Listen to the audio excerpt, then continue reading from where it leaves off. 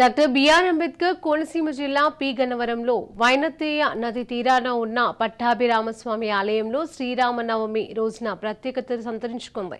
త్రేతాయుగంలో క్షత్రియ వంశీయుల ఆచార సాంప్రదాయం ఇక్కడ కొనసాగుతూ ఉంది.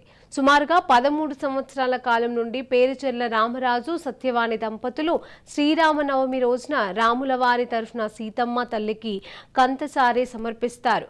భద్రాచలంలో మాదిరిగానే ఇక్కడ నిర్మించిన పర్ణశాల చూపర్లను విశేషంగా ఆకట్టుకుంటుంది.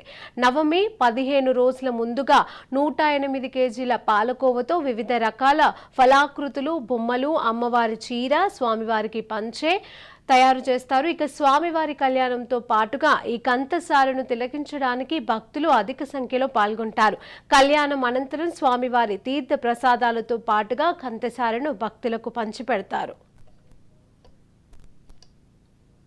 అన్నీ చాలా ఘనంగా పెడతాము.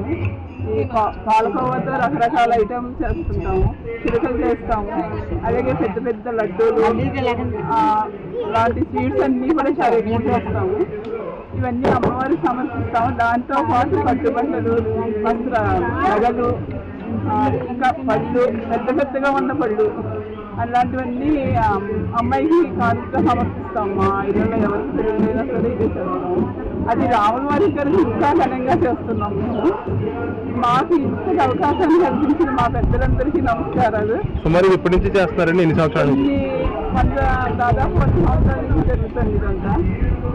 మాకు ఇంతటి అదృష్టాన్ని కలిగించిన మా పెద్దలకి, శ్రీరాముడికి కూడా చాలా నమస్కారాలు. ఇంత మాకు చాలా ఇది ఇలా కలవటం వల్ల, మా బంధువులతో అందరితో కలిసి ఇలా చేయటం వల్ల మాకు చాలా ఆనందంగా ఉంది.